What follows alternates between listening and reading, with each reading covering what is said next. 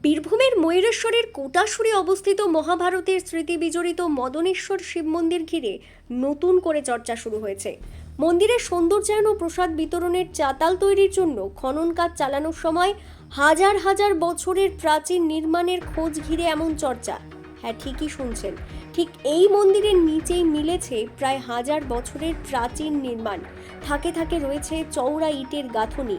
মূল মন্দির থেকে প্রায় 15 থেকে 20 ফুট নিচে মিলেছে এই গাঁথনির খোঁজ। ইতিহাসবিদদের থেকে জানা যাচ্ছে দশম এবং দ্বাদশ শতকের মধ্যবর্তী সময়ে এই ইটের ব্যবহার হতো, আর সেই ইটের গাঁথনির খোঁজ মিলল কোটাসুরের মদনেশ্বর শিব মন্দিরের নিচে। কোটাসুর ও বীরচন্দ্রপুরকে কেন্দ্র করে পঞ্চপাণ্ডবের অজ্ঞাতবাস সহ বকরাক্ষস বধের গল্প অনেকেরই জানা। কথিত আছে, দেবী কুন্তীর নির্দেশে রাক্ষসকে বধ করেছিল পাণ্ডুপুত্র ভীম। ফের ইতিহাসের চর্চায় ময়ূরেশ্বরের সেই কোটাসুর গ্রামের মদনেশ্বর শিব মন্দিরের উল্লেখ রয়েছে। সেই মন্দির রক্ষণাবেক্ষণের কাজ করতে গিয়ে গত মাসে উদ্ধার হয় একটি শিবলিঙ্গ, আর এবার খনন কার্য করার সময় মূল মন্দির থেকে প্রায় 20 ফুট নিচে বিভিন্ন জায়গায় খোঁজ মিলল প্রায় হাজার বছরের প্রাচীন নির্মাণের। মন্দিরের দক্ষিণ দিকে 3500 স্কোয়ার ফুটের একটি চাতাল তৈরি করার কাজ চালানো হচ্ছে। সেই জন্যই চলছে কাজ, আর সেই কাজ চলার সময় 20 ফুট গভীরেও খোঁজ মিলল প্রায় হাজার বছরের প্রাচীন নির্মাণ বলেই জানিয়েছেন মন্দির কমিটির সদস্য পরেশ ভান্ডারী। তিনি জানান, এই মন্দির সংস্কারে নেমে আমরা মাটি খনন করে প্রথমে শিবলিঙ্গ খুঁজে পাই, আবার এখন দেখছি মাটির প্রায় 20 ফুট নিচে সাধারণ ইটের থেকে প্রায় 3 গুণ বড় ইটের নির্মাণ। এমনকি ইটের দৈর্ঘ্য প্রায় 18 ইঞ্চি, প্রস্থ 10.5 ইঞ্চি, তবে উচ্চতা সাধারণ ইটের থেকে কম, প্রায় 2 ইঞ্চি। এটা থেকে আমাদের যেটা মনে হচ্ছে, মূল মন্দিরটা মন্দির নয়, এর নিচেও কোনো বড় মন্দির বা কোনো নির্মাণ ছিল। আমরা এখানে এই যে মদনেশ্বর মন্দির চত্বরটা বাড়াতে গিয়ে দেখছি অদ্ভুত অদ্ভুত একটা জিনিস আমরা লক্ষ্য করছি। প্রায় 17 থেকে 20 ফুট নিচেও আমরা বিশাল চওড়া ইটের দেওয়াল, একটা সাইড পুরোটাই দেওয়াল, এই মাঝে যেগুলো দেখছি সেখানেও চওড়া চওড়া দেওয়াল। আমরা ইটগুলো মেপে দেখছি কোনোটা 17 থেকে 18 ইঞ্চি পর্যন্ত লম্বা, চওড়ায় 10.5 ইঞ্চি, যা এখনকার ইটের প্রায় 3টে ইটের থেকেও আমাদের লম্বা হয়েছে। চওড়ায় 3টি থাকালে যতটা হবে, একটা ইট তার থেকেও লম্বা, এবং পুরো জায়গাটা জুড়েই দেওয়া। কি চাইছেন আপনারা? আমাদের তো আমরা সবাই জানি এখানে যে একটা গড় আছে, এই আমাদের কোটাসুর গ্রামের চারিপাশে গড়, প্রাচীর গড় যেটা বলা হতো আগে, তো তার মধ্যে একটা রাজাদের রাজধানী ছিল।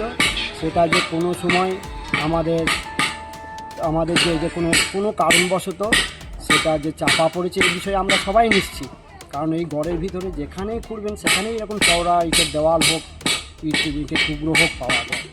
কিন্তু এখানে খুঁড়তে গিয়ে আমরা বুঝতে পারছি যে মূল মন্দিরটাই মন্দির নয়, আরও নিচে মন্দির হোক বা কোনো কিছু অংশ হোক বা কিছু হোক অবশ্যই ছিল, যেখানে নইলে এত বড় বড় দেওয়াল সেখানে কিন্তু এখনও পাওয়া যাচ্ছে। আরও গভীরেও আরও খুঁড়লে আরও পাওয়া যায়। এটা কি মনে হচ্ছে যে কোনো ধ্বংসাবশেষ ছিল, না এখানে দেওয়াল তুলে এই মন্দিরটা তৈরি করা হয়েছে? দেওয়াল তুলে নিশ্চয়ই, অত নিচে থেকে দেওয়াল তুলে যে এই মন্দির হবে এটা আশা করা যায় না। ধ্বংসাবশেষ তো অবশ্যই ছিল, কারণ এই গ্রামে যেখানেই খুঁড়বেন আপনারা সেখানেই দেখবেন এইরকম দেওয়াল পাওয়া যাবে, কুয়ো পাওয়া যাবে, এবং বিভিন্ন রকম। একবার বিশ্বভারতী থেকে আমার যখন ছেলেবেলা, তখন এসে প্রায় 40 বছর আগে বিভিন্ন জায়গায় খনন করে ওনারা দেখেছিলেন, সেখানেও প্রায় 15 ফুট নিচে মাটির দেওয়াল, শুকনো চাল যেগুলো কার্বন হয়ে গেছে, পুরুল ভাঙা, এরকম নানা রকম। তারপর লরিতে করে খোলামকুচি নিয়ে গেছিলেন প্রচুর, এবং তখনই তারা বলেছিলেন যে এখানে প্রত্নতাত্ত্বিক এইগুলো নিদর্শন একটা বহু যুগ আগে এখানে কোনো একটা রাজার রাজধানী ছিল, যেটা ধ্বংস হয়ে গেছে।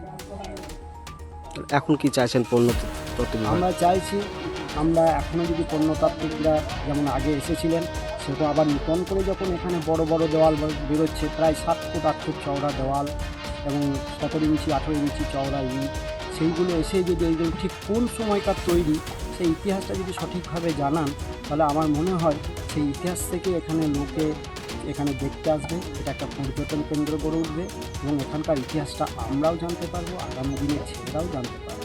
আপনারা কি আগে কি দেখেছেন যে এরকম দেওয়াল ছিল এখানে?